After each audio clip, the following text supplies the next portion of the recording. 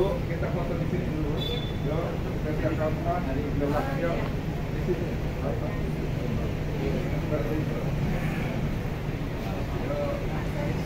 Ayo.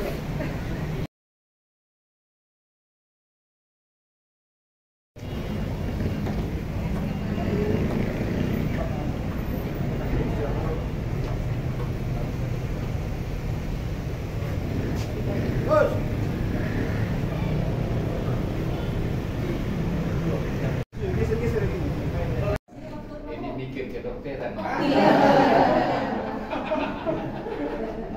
Kapan ketemu dengan itu?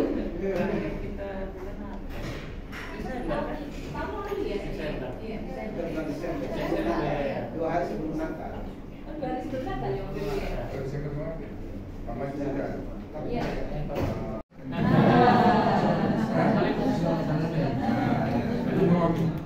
Kalau baju dia istikan harus itu paling pintar itu. Gimana nasabnya apa? Prodi pakai rekaan juga di belakangnya yayasan. Ada dokter Deli.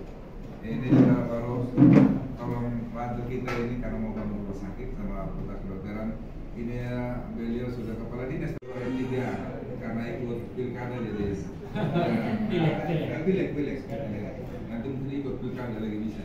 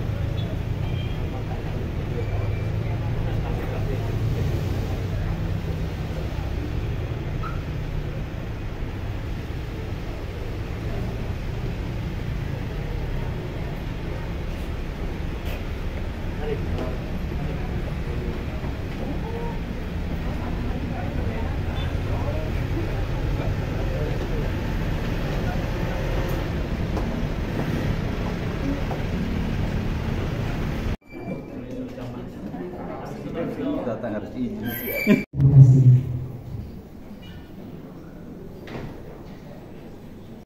Ketua Dewan Pembina Yayasan Citra Bina Insan Mandiri, Bapak Insinyur Abraham Paulianto. Yang terhormat Pemerintah Kota Kupang, Nusa Tenggara Timur, dalam kesempatan ini diwakili oleh Bapak Sekretaris Daerah Kota, Bapak Abraham D.E. Manafe, SIP MSI. Yang terhormat Dekan Fakultas Kedokteran Universitas Airlangga yang diwakili oleh Wakil Dekan Bidang Penelitian, Publikasi, Pengabdian Masyarakat, Ibu Dr. Sulistiawati, Dokter Magister Kesehatan, beserta tim yang sama kami hormati, Ibu Dr. Purwo Sri Rezeki, Dokter Magister Kesehatan, Koordinator Program Studi Sarjana Kedokteran, Ibu Dr. Mia Radwita Andarsini, Dokter Spesialis Anak, Konsultan, Koordinator Program Studi Profesi Dokter, Ibu Woro Setia Ningtyas, Sarjana Kebidanan Bidan Magister Kesehatan, Koordinator Program Studi Pendidikan Profesi Bidan, Ibu Dr. Maftuca Rohmati, Dokter Magister Kesehatan, Kepala Satuan Penjaminan Mutu Universitas Airlangga. Yang terhormat Lembaga Layanan Pendidikan Tinggi Wilayah 15 diwakili oleh Koordinator Pokja Bapak Siprianus Tua. Yang terhormat Kepala Dinas Kesehatan Provinsi Nusa Tenggara Timur,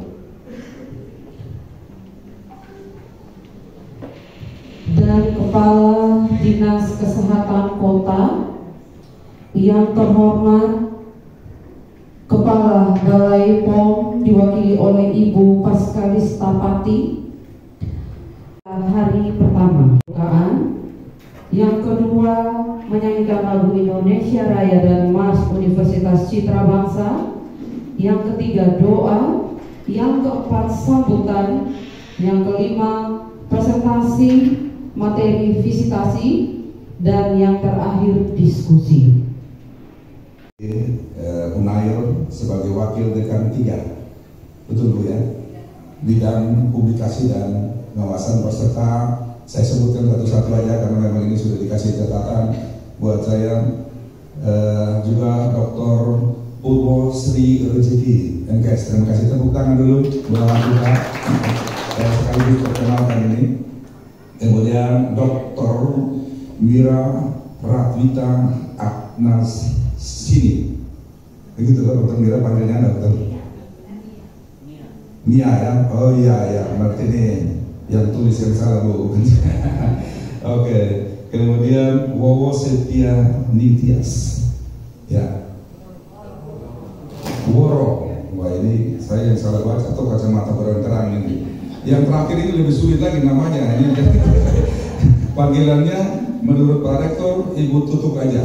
Karena kalau baca pasti salah nih. Matuscan, betul ya? Mafusan. Nah ini kayaknya orang Korea. Mas Rahmawati. Ya, terima kasih, kita berikan aplaus dulu buat teman-teman saya. Juga tentu yang saya hormati dan saya kendala ya. Lengkap kan kita sudah nanti S1 profesi baik bidan maupun perawat. Jadi universitas swasta yang tadi lokomotif kita adalah di bidang kesehatan ini. Kenapa kita mau bergerak di bidang kesehatan? Padahal ini di izin Ibu, saya latar belakangnya itu orang teknik, urusannya batu kayu. Tapi kenapa saya mau urusnya Ibu Sulis, urus tentang kesehatan ini?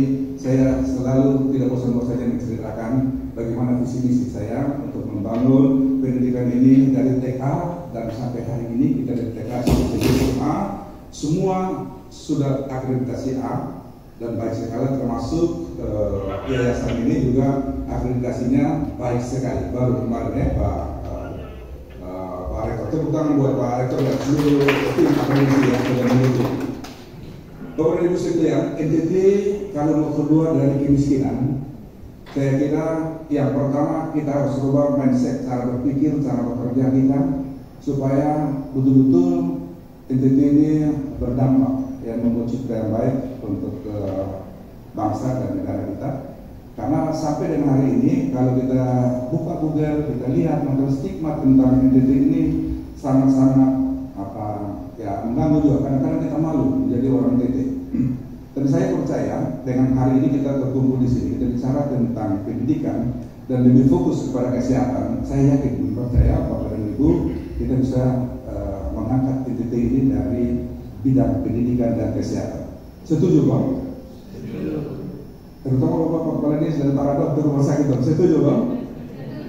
Setuju, tepuk tangan dulu kita.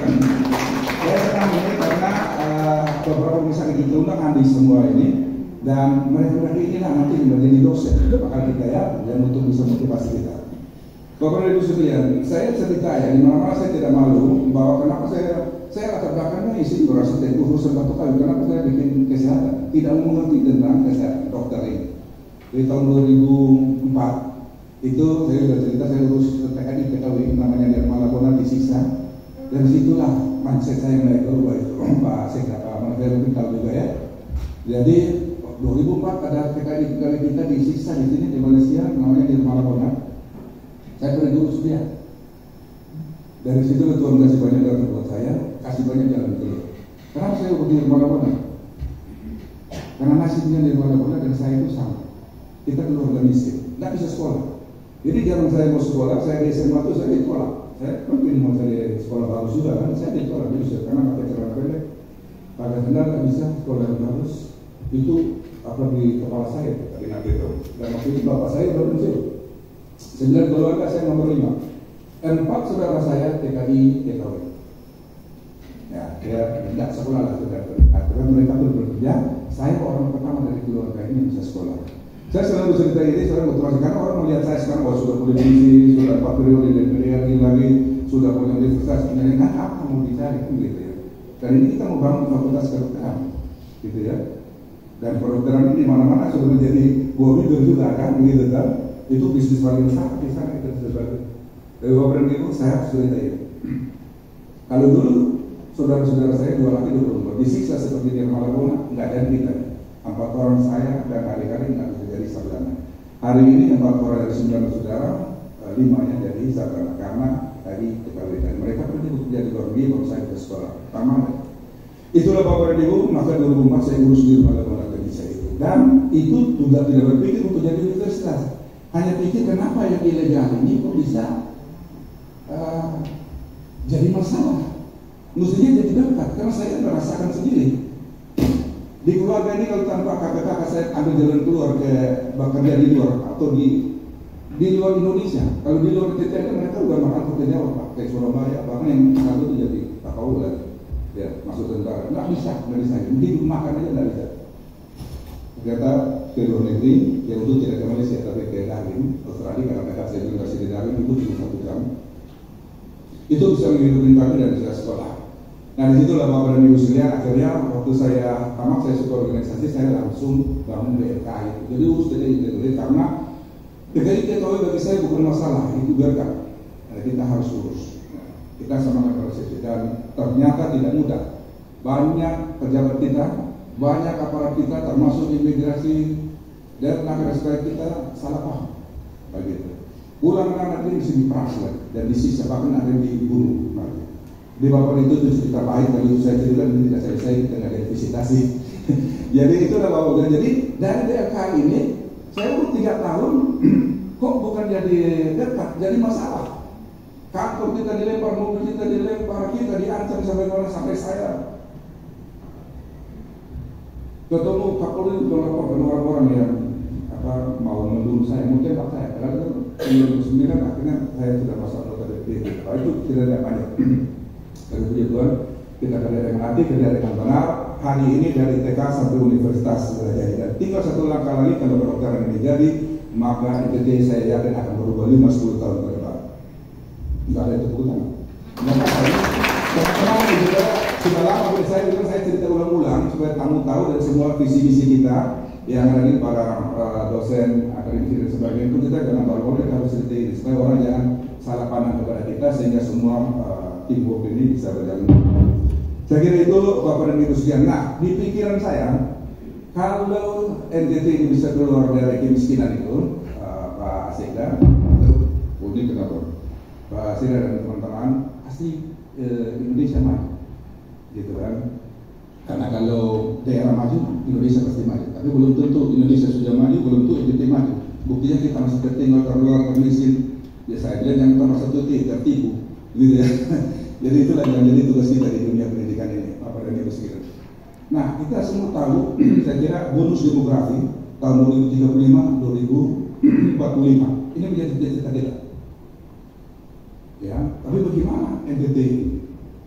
Hari ini kalau kita cek anak-anak muda kita kan, saya bilang ini kita sekarang ini sudah harus melek teknologi, ya, generasi Z, generasi X, kemudian kita yang lebih boomers ini, kalau tidak mau melek, tidak mau melihat ini, dan tidak tahu bagaimana melakukan secara berkomunikasi dengan anak-anak generasi milenial, generasi Z yang baru ini, pasti kita bisa kelewatan. Generasi Z ini umur ya lahir tahun 80-an ya sampai tahun 95. Jadi di mobil saya cerita dengan Ibu Sri ya.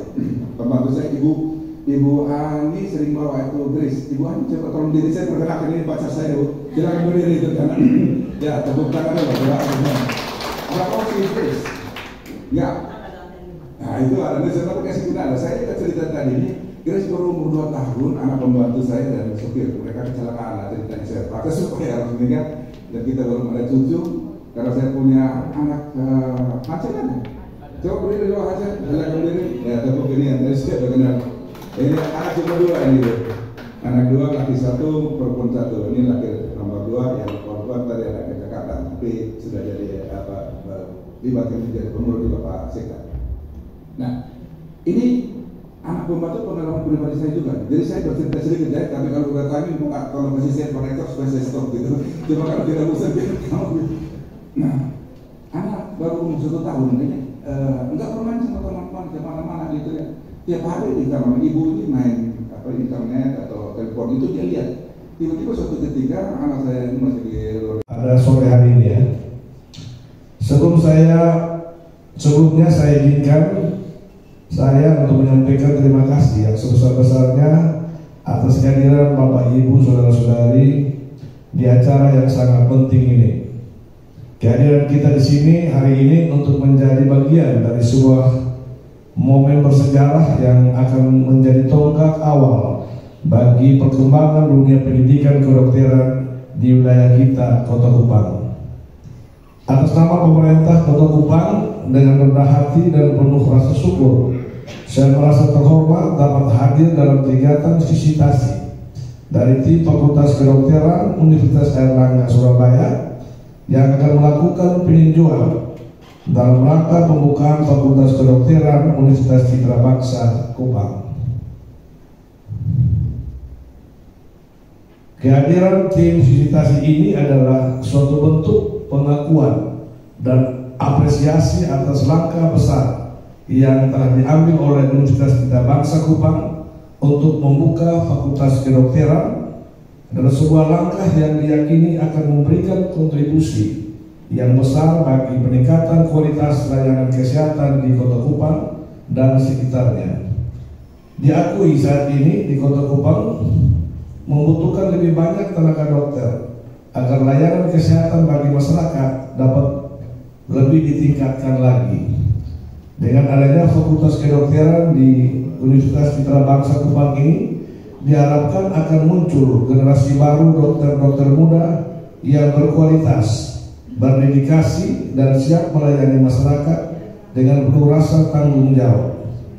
Mereka akan menjadi garda terdepan dalam upaya kita bersama memajukan sektor kesehatan di Kota Kupang dan mengatasi berbagai tantangan kesehatan yang dihadapi oleh masyarakat kita. Oleh karena itu, kepada tim Fakultas Kedokteran Universitas Airlangga Surabaya, kami mengucapkan selamat datang di Kota Kupang.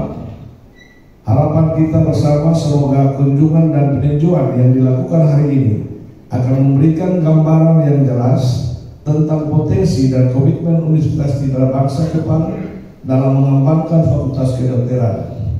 Selain itu, kami juga mengharapkan semoga Bapak Ibu tim Fakultas Unair dapat menempatkan kesan yang menyenangkan selama berada di Kota Kupang. Terakhir, saya juga ingin menyampaikan apresiasi yang setinggi-tingginya kepada seluruh pihak, baik Yayasan Citra Bangsa, Insan Mandiri Kupang, dan tim dari Fakultas Kedokteran Unair, serta semua pihak atas peran serta dalam proses persiapan pembukaan Fakultas Kedokteran Universitas Citra Bangsa Kupang.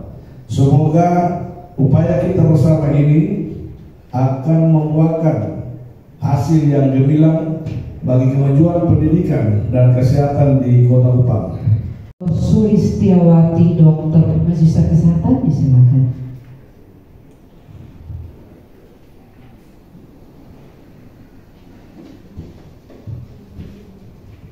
Tim FK Unair.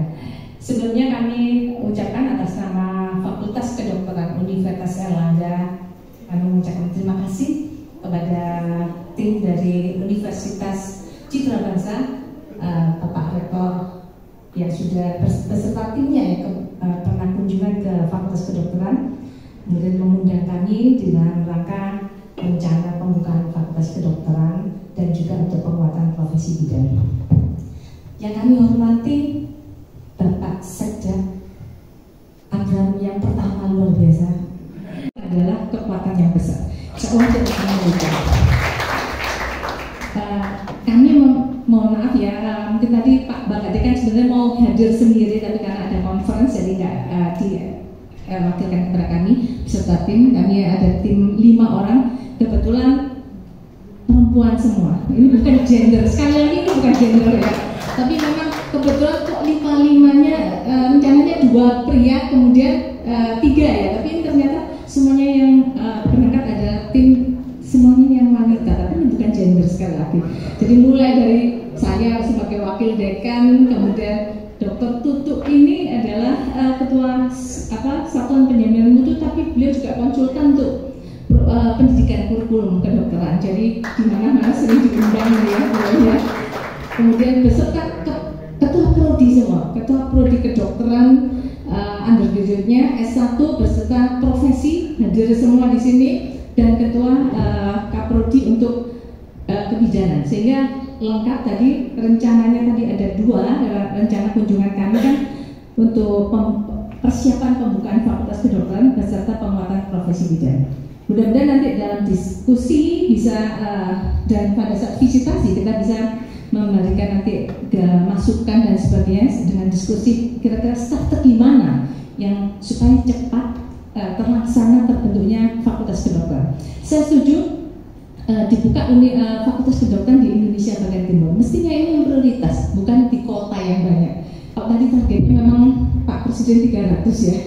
Tapi apapun yang harusnya jadi prioritas adalah area-area yang dimana memang kurang. Nah, jadi mestinya ini prioritas kalau untuk daerah-daerah Indonesia bagian timur daripada di Surabaya atau Jakarta, gitu ya. Jadi sehingga kami semangatnya adalah bagaimana semua saudara-saudara kita tadi nanti bisa maju bersama.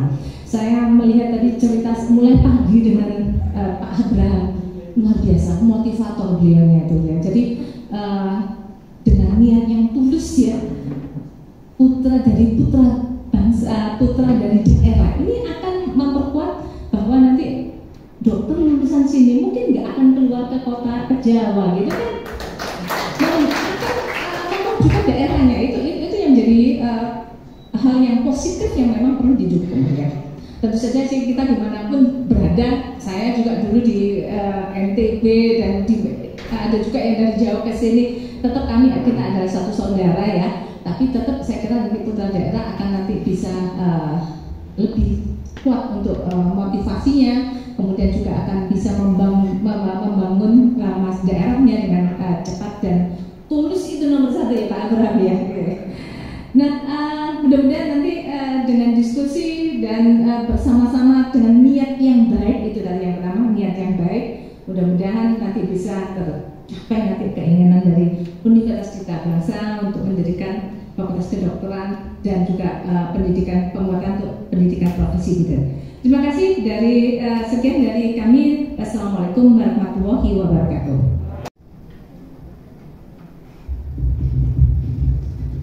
Yang terhormat